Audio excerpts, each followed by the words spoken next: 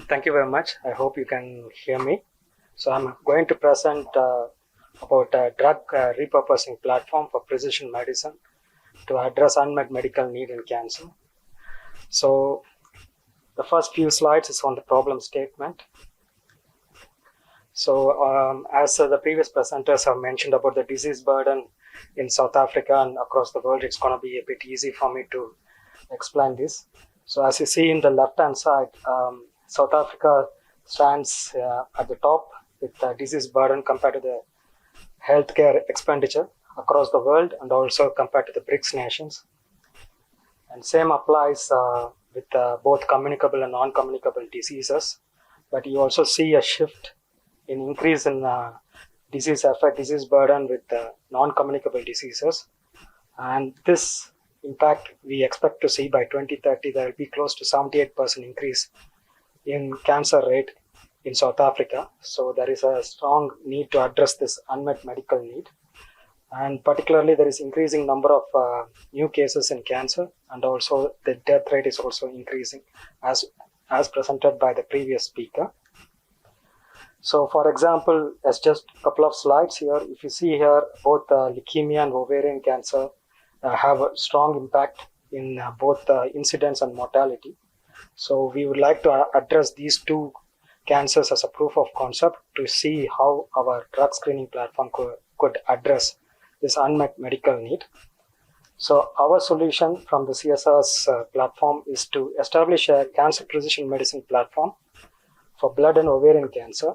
As you see in this flow diagram, there is several ways to address the precision medicine by genomics, RNA-seq analysis, or proteomics, or genome profiling. The shortcut method is to establish a drug sensitivity screening platform where we already have a pool of approved drugs, where we culture the patient samples in a 96-well plate and see whether those drugs could kill cancer cells within a time frame of 1 or 2 days. And based on that information, we can generate data for single drugs and also for drug combinations. And we can identify unique drug combinations that could be already used for clinical setting. We have established this platform previously together with Norwegian colleagues for leukemia in CLL, chronic lymphatic leukemia, and multiple myeloma. So this left diagram heat map is the monotherapy drugs. We use statistical analysis to show top 50 drugs for 24 patients. And then from these information, we select IC20 of drug A, and then we choose a selective drugs B of 20 to 40 drugs. And then we can generate unique drug combinations which was not previously used in a clinical setting. And that gives an advantage for clinicians to see if it could be used for improving the treatment regime for patient. A similar approach was done for multiple myeloma. So if you see here in this graph, the top drug is the drug A. When it's a monotherapy, there is no effect. With drug B, there was some mild effect here. When you do a combination, you have a maximum impact at the lowest concentration. So it not only gives information that the unique drug combination and also the lowest dose could be used to kill maximum cancer cells, which is the dose also plays a critical role for patients' benefit. This work has been published and together with Norwegian colleagues. A similar platform we are establishing at the CSIR, both for leukemia and ovarian cancer. We are currently establishing a platform with cell line experiments and robotics, together with my colleagues Mutsa and Zandile. And we aim to have this platform ready in coming years, within a year time frame, hopefully. Maybe it's a bit ambitious, not necessarily. So that this platform would benefit South African patients initially with blood and ovarian cancer, and eventually would benefit expanded for all cancer setting. In addition to that, we have another line of research where we do synthetic biology research on synthetic microbes and designer cell line experiments, which I would present hopefully in the next CSIR conference if I am being selected. Thank you. So the floor is open for questions, and I would like to consider the questions from the room before you can consider my ramblings. So colleagues, any questions, comments to our presenters, to any of the three presenters? Yes, please go ahead. So my name is Alma Traits. I'm a candidate researcher here at the CSIR. So I have a question for you, Prof, in Bristol. The ribosome mutation selection thing with rifampicin, this is a very sort of ignorant question, but like playing with rifampicin-resistant bacteria seems terrifying. So are you not worried that you are creating like a superbug kind of like fighting against yourself, like you're trying to fight antimicrobial resistance, but you're making a resistant strain? It feels very difficult. So yeah, that's my question. Thanks. Yeah. So what I would say in answer to that is we're not using concentrations of rifampicin which are equivalent to what you would use in a clinical context. So if we go in with those kind of concentrations of that drug, then we would be unable to recover any strains that exhibit resistance. So we're at a much lower kind of therapeutic dosage of that drug. The other thing that I would say is all this work is conducted under category 2 conditions, so none of these strains are going outside the existing research laboratory. And if we take them forward for kind of manufacturability, that's all done under category 2 conditions as well. So there's no risk here in terms of kind of release or exposure of those edited strains into the environment. I would say, though, that there are concerns about that more generally around engineered microbes and their release into the environment. And there are some pretty neat ways that people have been able to get around that now. So to engineer into those strains a requirement for access to certain chemical components that are only available in artificial contexts, so that aren't available in the natural environment. And effectively, those mechanisms imbue those strains with a kind of kill switch. So as soon as they get released into the environment, the strains become no longer viable. Thank you very much. That highlights the role of responsible research in trying to find solutions to these challenges. Colleagues, can I have another question from the crowd? My colleague in the white room. Okay. So just regarding, the current state of cancer treatment in South Africa and the low availability of particular cancer therapeutics, do you not believe there is a particular, methodology that we can implement in South Africa using metabolic engineering to produce different types of anti-cancer agents? For example, a Nature paper, which was published recently, showed the microbial supply chain using Saccharomyces cerevisiae to produce vinblastine. So do you believe this is a particular methodology that we can utilize in South Africa? That's my question. Thank you. All right. I hope you can hear me.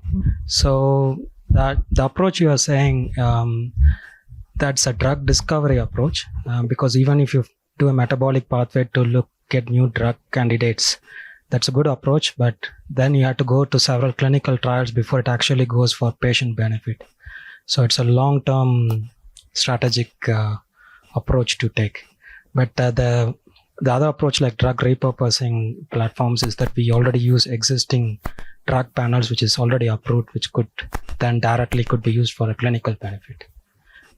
So thank you very much. Another question from the crowd. Janine, go ahead. And while the microphone is going to Janine, I was thinking, Professor Dreyer, about the 78% incidence of cancer by 2030. What could be the driver there? Maybe that's a discussion for another time. Go ahead, please, Janine. My question, Janine Schofield. I'm a research group leader at the CSIR. I was so interested in the way that you presented your talk, being at the coalface from a clinical point of view. So coming from a very molecular biology point of view, please forgive me if my question's terribly naive. But I was so excited about you talking about single cell seq and SNPs and CMV analysis. The impression I got was that was mostly about finding the right drug to treat the disease. It was a disease-specific response. I'm curious, in the clinic, are you guys talking about things like tamoxifen not being able to be converted to endoxifen by a significant portion of the population, cyclophosphamide maybe in terms of adverse drug reactions going through CYP2B6? How are you addressing that if you're able to do it at all at the moment? A lot of what we read in scientific journals and what we see and what we talk to you guys about will reach our clinical scenario area of expertise when we are not there anymore. especially in our country. So I can tell you that I was just at both the International Gynae Cancer Society meeting in New York and followed on that at the European Society Gynae Oncology meeting in Germany. And at both these meetings, I'd say at least 50% of the meeting time was actually focused on biomarker-led drug purpose or drug selection. So, a large proportion of our patients will actually do very well with initial treatment, surgery, first-line chemotherapy, whatever, especially if you look at all the cancers together. And a small percentage will have salvageable recurrence, and a large percentage of those recurring will not be salvageable. But for those patients, the international community are spending millions and millions of bucks on developing drugs to make people live a little bit longer with the disease.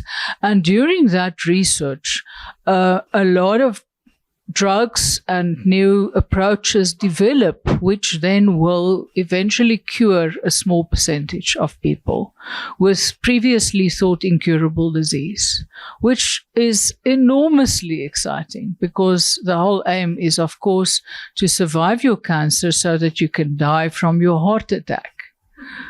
Because die you will. You will die. So for me, thinking about strategy in a country like South Africa, I think the most important thing is to focus on preventing cancer deaths in young people. And as I've shown you, that means cancer deaths in young women, before we actually engage on and spend a lot of time on trying to develop things that will actually probably be advantageous for a very small group. So by that, I'm not saying that it's not important, not at all. I mean, this was just amazing, and I really, really wish to have access to those drugs. And we are getting PARP inhibitors. We are doing BRCA gene mutations in ovarian cancer, and that makes a huge difference for our patients. And for that individual patient with a sad face on the bed, there's nothing nicer for me than to offer that woman another option. It will be amazing to tell her, we've tested your drug, your cancer, and we know that the combination of tamoxifen, which we never thought would work, with platinum is the way to go for you. And this is why, we have to do these things. It's just that I think when you consider focus, then we also have to say that that's not the first thing to do. Then the second issue about the SIPs and how they influence pharmacological metabolics and so on, I think the SIPs also for me fall into the category of we haven't actually seen that research on individual pharmacological responses cipher through into clinical medicine on a large scale at all. I think it will, but it hasn't ciphered through at all. And I think a lot of it was interesting, but a lot of it was also not clinically very relevant. Sometimes we also knew that you would not respond to the drug, but we didn't have an alternative. So how does that help us? So long answer. Yeah, but it breaks my heart what you say that, by the time the new discoveries come onto the market, the elderly like myself may not be around anymore to benefit from that. So I've got great expectations of you, Dr. Deepak, because you're using proven drugs in novel combinations and novel concentrations to actually try to get us something faster. So please, may the two of you hurry on up and do something while we are still here. So I would like to move away from the room and come back to Professor Paul. If you can talk to us about, the extent of concern we should have about drug resistance. And, we spoke about the number of tools. It's counterintuitive that we've got so many powerful tools, but so few things going into the market. I just cannot understand why, because I think you demonstrated the many channels to arrive at a potential antimicrobial that's potent or more potent than its predecessor. But I don't understand what the hold up is, given the data that you have, the potential to model, the potential to tweak in the various channels you shared. Kindly reflect on that for us, please. So I would say with respect to antibiotic discovery, I mean, the issue with antibiotic discovery is largely a commercial one. So the reality is that the marketplace for antibiotic discovery is nowhere near attractive for a large pharmaceutical company than for example, the development of oncology products. So, the barriers required for an antibiotic to be viewed as a viable commercial entity are much, much higher in terms of quantities that need to be manufactured, cost at point of administration, cost at point of manufacturability. And this is really why the pharmaceutical industry has exited that space pretty much entirely. I mean, all the companies that are engaged in antibiotic drug discovery now are kind of closer. You would identify them more closely as being biotech rather than true pharmaceutical companies. So I think the issue in the antimicrobial space is this, this whole dichotomy that if you could produce the most incredible new antibiotic possible, but because of concerns over the emergence of resistance, that molecule would sit on a shelf until it was absolutely required to be used. And the financial incentive, therefore, for the individual who's developed and is retailing that drug is incredibly small, because you'll never sell any of that drug because it's just going to sit in a cupboard as a last gasp option in these instances. So my personal view is that to address that issue, you really need this upfront financial reward mechanism, which has been proposed. Certainly the recommendations that were put forward by O'Neill were really around providing a financial upfront incentive for companies to develop new antimicrobials that currently just don't exist. So for me, the scientific obstacles associated with antibiotic drug discovery can be circumvented, but the commercial issues are more significant and need to be addressed, I think. Thank you very much for that insightful response. And I didn't realize that it was a question of economics. And in fact, it makes me reflect on some of the challenges we face in our part of the world, where we've got some unique infectious pathogens that affect us on our continent. And there is no really a good business case for the big players to make cures for us. And I've been reflecting on, can we find models? Clearly, the model of incentivizing upfront would be a very good one, but also ways of really trying to make them at a demand-appropriate scale and efficiency, although the cost of regulation might still be the same, so who knows? But these are certainly lots of thoughts for us to reflect on. Thank you for those insights.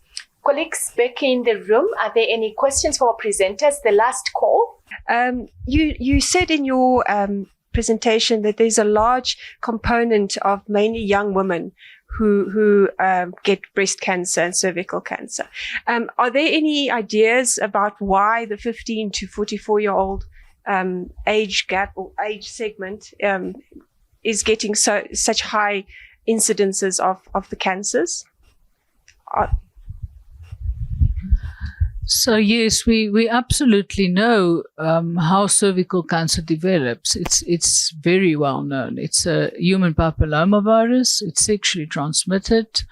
It is either persistent or not persistent, depending on the immunology of the immune system of the woman and the aggressiveness of the virus. And when it persists, it will actually eventually end up inside a cell and then change the cell into a cancer cell. So that is how you get cervical cancer, which means that the incidence the age at which you get cervical cancer, etc., is related to all those factors. At which age do you get your first virus? At what is your immune system? Nutritionally, HIV related. And by the way, HIV treatment will help you to prevent HPV disease, but it will not completely reconstitute your immune system. So people with HIV with reconstituted immunity will still have a much higher chance to get viral related cancers because we cannot completely fix the immune system. And then the preventability of the disease is the vaccine. And secondly, we can detect the pre-cancer phases if we screen for it and then we remove the area of interest. So that is why young women get cervical cancer. And there is a second wave of cervical cancer, which happens actually after the menopause, when women do not get new viral types, but they probably get awakening of resting viruses due to immune system related issues again, which are related to menopause. So we have a young woman cervical cancer wave, and then we have an older woman cervical cancer wave. If your screening is really good, you usually prevent the older woman wave better. If your screening starts early and your prevention program is really excellent, you will prevent both waves, which we're just not doing that well at all. I started with cervix cancer because it's much easier than breast. So breast cancer is so multifactorial that, nobody really knows why women get breast cancer. The only thing we know is we get it because we're women. And we get it because we have female hormones. And then we know that women with a university degree has a higher chance. We know that women who take more than 3 sips of alcohol a week has a higher chance of getting breast cancer. And we won't know that women who work at night have a higher risk of getting breast cancer. And then the only risk factor that is ever really shown in the media is that it's hormone treatment after the menopause. And how on earth does that actually relate to premenopausal breast cancer? It doesn't.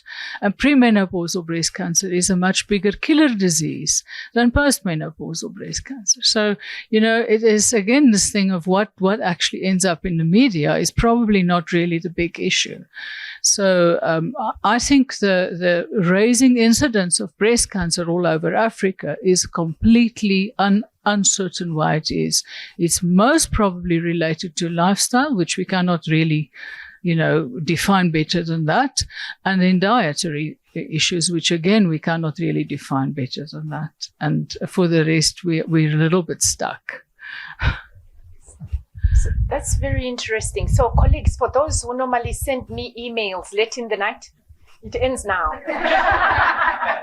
She says that those who work late, we're supposed to sleep and get adequate rest. Colleagues, any other questions? Kenny, any other questions? We are at 5. We're supposed to end at 4:30 because we started a little later. These sessions were pushed out. Yes. But Kenny, go ahead. Thank you. Kenny Tenza, CSIR. Just on the very last question, in terms of, you mentioned screening for cervical cancer being very low. Do you think is there a place for point of care screening for this type of cancer? And related to that question, in terms of, let's say, demographics, do you find that it is more prevalent, let's say, in cities than in rural? That is both in South Africa and across the African continent? Or is there any pattern in terms of how it occurs? You've already mentioned some triggers such as working at night, etc., etc. Thanks. I think before you answer, there is a vaccine that's given to adolescents. So what's the issue? Is it access? No, there's no issue. I think the HPV vaccine in our country has high uptake. It's rolled out by the government. It's given to girls in primary school. We have issues with social media nonsense from America, North America really, mostly. Our friends there, they have big anti-vaccine campaigns, which they then spread over the world, and then receptive people fall for it and send it on. But that's anti-vaccinism, and that is actually not such a big problem in our country as in many other countries. So our vaccine uptake is relatively high. Unfortunately, we opted for an opt-in program. So only girls with signed consent from their parents will get it. So it's really up to the parent to say yes, whereas some countries actually opted for an opt-out program where you will get it if your parent did not say no, which gives you much better penetration of the group. But I think that it's a human rights issue, and so I actually support opt-in anyway. The screening issue, I think the next generation of research in medicine, the really next hype is all really aimed at implementation research. So there are so many answers that we do have, but that we are not using and doing and implementing yet. So screening for cervical cancer is one of those. Why is it not implemented, and what are the obstacles, etc., etc.? And it's really health resource, healthcare, Department of Health, National Department of Health, Provincial Department of Health, who needs to drive these programs. There's nobody else that's going to drive it. We do a lot of research on that. We did a lot of research on the implementation research on the vaccine. Following that, the National Department took over and they're vaccinating. We're doing a lot of research also on implementation research on screening, what is the best test, etc. At the coalface, we have two options. The one is visual inspection of the cervix, which actually renders quite bad sensitivity and specificity. So it's not a very good discriminator between women with precancer and no precancer. And the other option is HPV testing, which is a PCR-related test usually. It is a fantastic test, but you have only low throughput options available at patient interface. So that means a woman comes in an hour and a half later, you can have the result, but someone needs to do the test then. So the nurse needs to then go to the little office, do the test, and leave all the patients in the clinic. So actually that is quite an impractical solution for screening millions of women. So I don't think our country will really go, at this point of care. I think what we need to do is actually laboratory-based screening, but then with a very simple treatment algorithm, because what women cannot do is coming back repeatedly. So you can't say, I've screened you positive, now you have to come, I want to look at you again, and then and again and again and again. And that's actually the model in the developed world, where women would typically have about 3-4 visits before treatment. That is completely impractical in our setting, and we will not support such a system. But at the same time, I don't think that point of care with immediate treatment is practical. It also means that you need to have immediate treatment available at all the clinics, which is, now you have to have your little machine in your office, and then you have your little treatment machine in the other office. And then you need to see all the patients with diarrhea and hypertension on the same day. And that becomes undoable. Thank you very much. Colleagues, I think this is a very interesting session because I've seen people stay towards the end. Nobody rushed to do the cocktails by the deck or anything like that. And so thank you very much, Professor Reyes. We're really impressed with your work. And we used to have a very strong natural products chemistry, and we still have a very strong screening platform in the CSIR. So I hope that this is the start of many conversations, of course, through Dr. Deepak here, but I think through other scientists in the space, we should explore that. And I'm already so very happy that there are many scientists who are doing things that in the scope of work that you indicated, required improvement and attention through us in the basic sciences and other sciences that support service delivery. And of course, Dr. Deepak, I told you to hurry up already with some of your work. We really are very impressed. So colleagues, thank you very much for a very insightful and enriching session. All the speakers are invited to a dinner, and those other people that have an invitation, don't ask me about who got it because I don't know. Ask Biza, in fact. if anybody's got questions about drinks, ask Lisa. So on that note, thank you very much to our esteemed panelists. We really appreciate your time. Thank you.